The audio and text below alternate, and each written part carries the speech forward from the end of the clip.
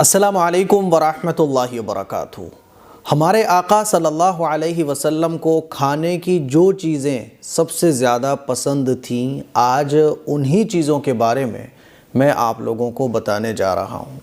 اور یہ ویڈیو بنانے کا مقصد میرا یہ ہے کہ ہم اور آپ رسول اللہ صلی اللہ علیہ وسلم کی ان طبعی سنتوں کو بھی فالو کریں۔ آج آپ دیکھیں تو اکثر لوگ بیمار ہیں، پوری دنیا کے اندر بیماروں کی تعداد بڑھ رہی ہے۔ پہلے رپورٹس میں یہ آتا تھا کہ ڈاکٹروں کی جو رپورٹس جو سروے وغیرہ ہوتے تھے تو اس میں یہ تھا کہ 4 آدمیوں میں 1 آدمی ضرور بیمار ہے۔ اب نئے جو رپورٹس نئے جو سروے آئے ہیں اس میں یہ پتہ چلا ہے کہ 3 لوگوں میں ہر تیسرا شخص بیمار ہے۔ اور بیماریوں کی بہت ساری وجہ ہیں، جس میں سے ایک ہے کھان پان کا ٹھیک نہ ہونا۔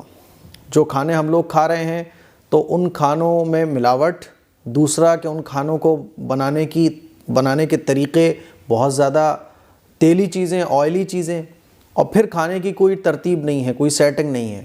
جب بھوک لگ رہی ہے کھا رہے ہیں، ہر آدھے پون 1 گھنٹے میں کچھ نہ کچھ کھا رہے ہیں، چاؤمین، برگر، پزے، دنیا بھر کی چیزیں۔ تو ہمیں یہ جاننا چاہیے کہ ہمارے آقا صلی اللہ علیہ وسلم کو کھانے میں کیا چیزیں پسند تھیں۔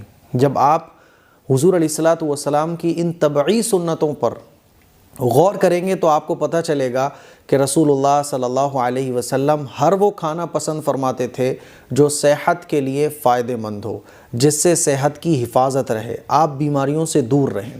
1400 سال پہلے نہ کوئی میڈیکل سائنس تھی، نہ کوئی اور ایسا، جیسے آج کل میڈیکل لائن اتنی آگے بڑھ چکی ہے۔ تو 1400 سال پہلے حضور نے ان چیزوں کو پسند فرمایا، اور قرآن مجید میں اللہ تعالیٰ نے ان چیزوں کا ذکر فرمایا کہ 1400 سال گزرنے کے بعد جب میڈیکل سائنس اتنی آگے پہنچ چکی ہے، اب بھی میڈیکل سائنس اب تک یہ کہتے ہیں کہ جو چیزیں قرآن و حدیث میں بیان کی گئی ہیں کھانے پینے کی، وہ آج بھی میڈیکل سائنس اس کو تسلیم کرتی ہے کہ لوگوں کے لیے سب سے زیادہ فائدے کی جو چیزیں ہیں وہ قرآن و حدیث میں جو بیان کی گئی ہیں وہ ہیں۔ اسی لیے ہمیں غور کرنا چاہیے کہ ہمارے آقا صلی اللہ علیہ وسلم کو کون سی چیزیں پسند تھیں، اور ہمیں کوشش کرنا چاہیے کہ جس طرح سے ہم حضور کی اور سنتوں کو فالو کرتے ہیں، اسی طرح سے ہم حضور کی ان طبعی سنتوں کو بھی فالو کریں۔ طبعی سنتیں کس کو کہا جاتا ہے؟ یعنی وہ چیزیں جو حضور کو پسند تھیں، حضور کی طبیعت کو پسند تھیں۔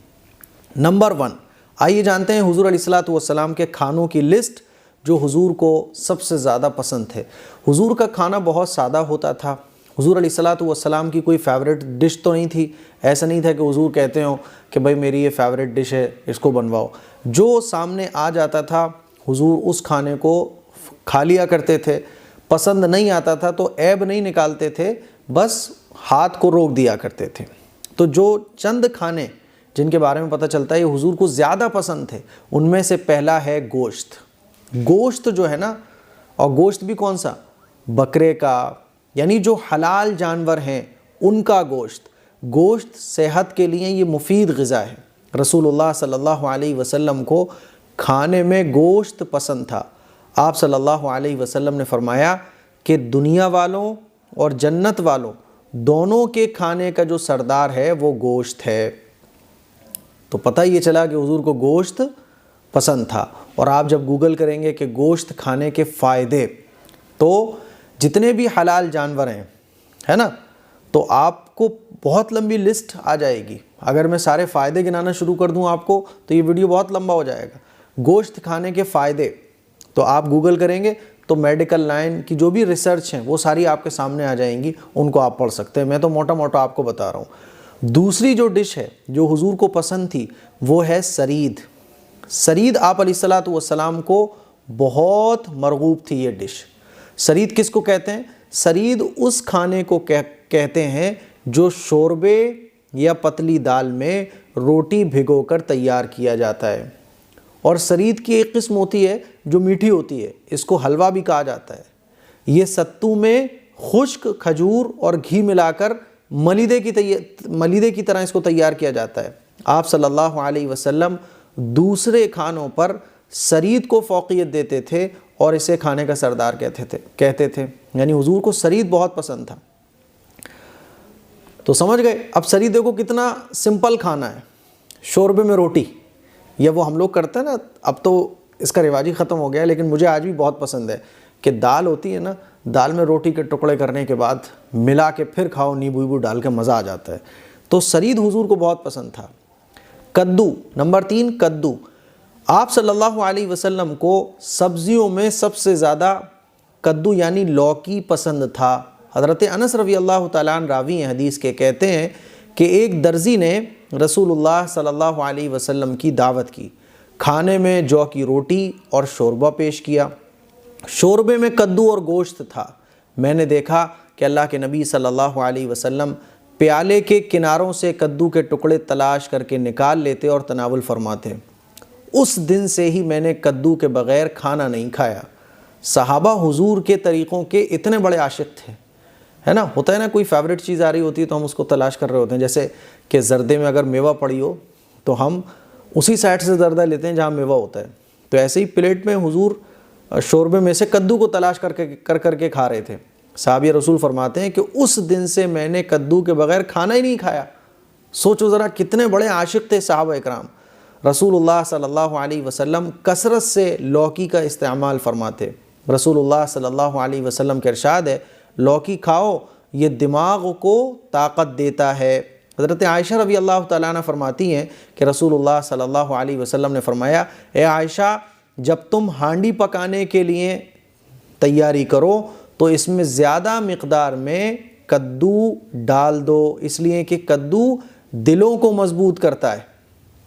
آپ جب گوگل کریں گے نا کہ لوکی کے فائدے تو پتہ چلے گا کہ یہ دل کو بھی فائدہ پہنچاتا ہے، دماغ کو بھی فائدہ پہنچاتا ہے۔ نمبر 4 اگلی جو ڈش ہے وہ ہے سرکہ۔ رسول اللہ صلی اللہ علیہ وسلم کو سرکہ بہت پسند تھا۔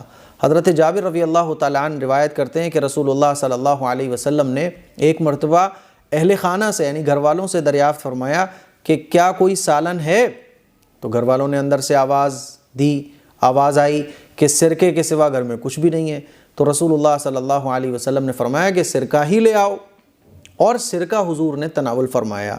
آپ کھاتے جاتے اور فرماتے کہ سرکہ کتنا اچھا سالن ہے۔ اب دیکھو حضور کو کتنی سادہ سادہ چیزیں پسند تھیں۔ اگر غریب آدمی حضور کی ڈشز پر ہی غور کر لے تو غریب اپنے آپ کو سب سے بڑا امیر سمجھے گا کہ جو 5 اسٹار میں بیٹھ کے برگر عزے پزے کھا رہے ہیں، میرے گھر میں تو سرکہ ہے، حضور کا پسندیدہ، حضور کا فیوریٹ۔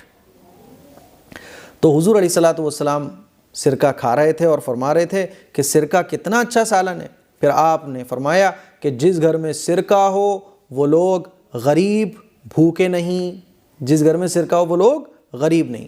آپ صلی اللہ علیہ وسلم یہ بھی فرماتے تھے کہ بہترین سالن سرکہ ہے، اے اللہ تو سرکے میں برکت ڈال، یہ مجھ سے پہلے نبیوں کا سالن تھا، اور وہ گھر غریب نہیں ہوگا جہاں سرکہ ہوگا۔ اور غریب لوگ اپنے آپ کو غریب سمجھ رہے ہیں، ارے میرے بھائی غریب نہیں ہو آپ لوگ، امیر ہو سب سے زیادہ، حضور کا ارشاد ہے۔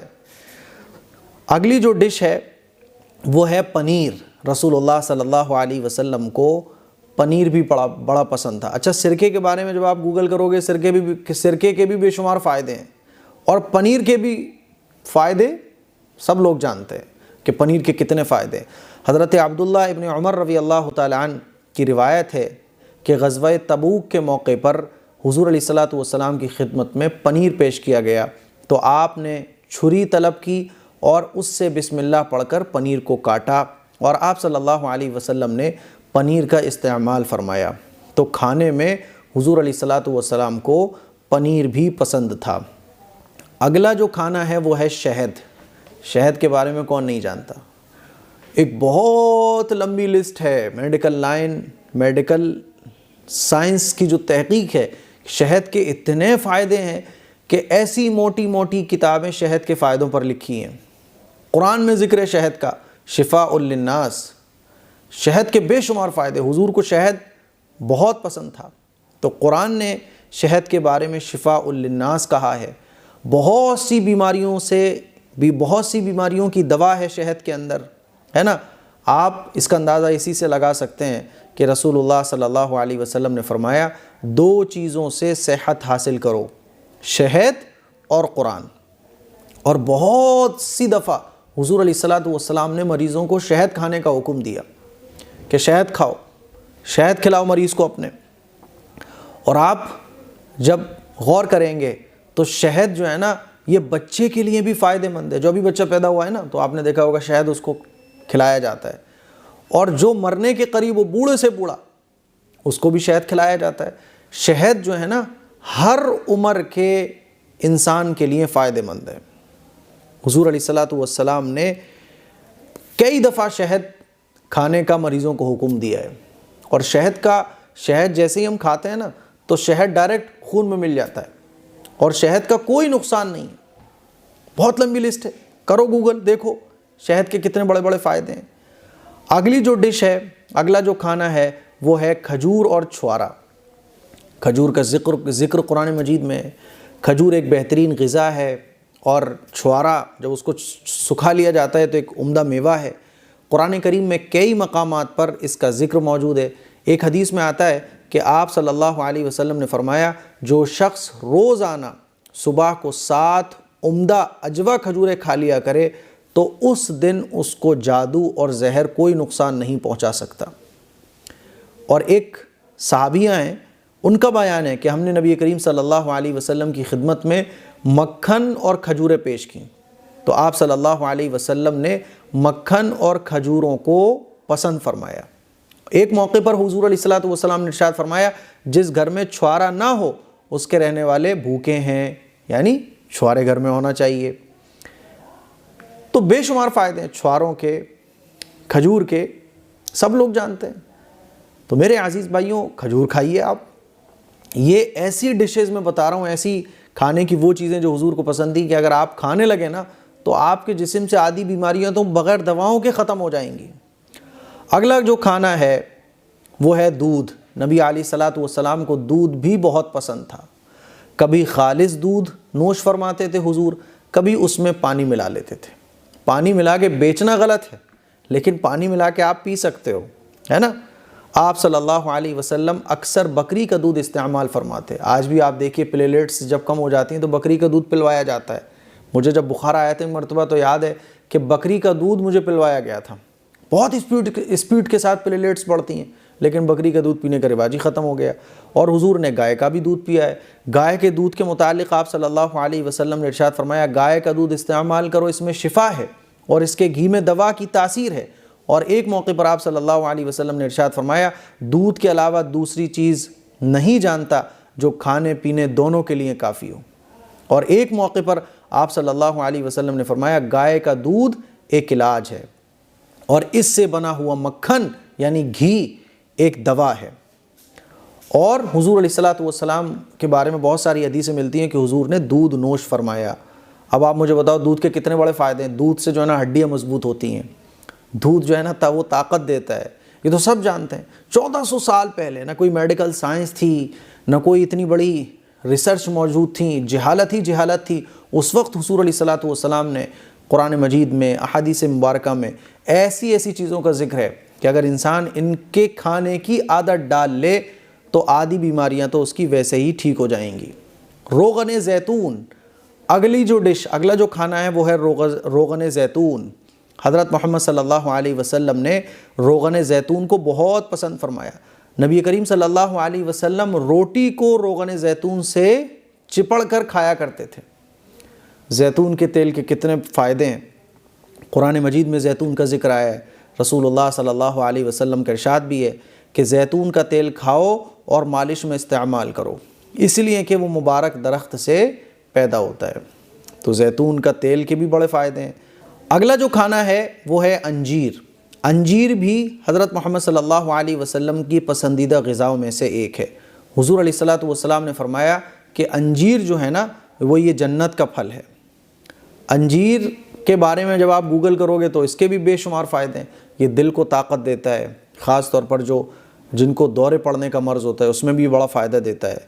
اور ایک ہے انگور. حضرت عبداللہ ابن عباس رضی اللہ تعالیٰ عنہ فرماتے ہیں کہ میں نے نبی کریم صلی اللہ علیہ وسلم کو انگور کے خوشے اس طرح کھاتے ہوئے دیکھا کہ چھوٹا سا خوشہ منہ میں لے کر دانے توڑتے اور کھینچ کر انگور کھا لیتے تھے. خوشہ ہوتا ہے نا, ایسے لیا اور ایسے دور کر دیا. تو انگور بھی حضور کو پسند تھا.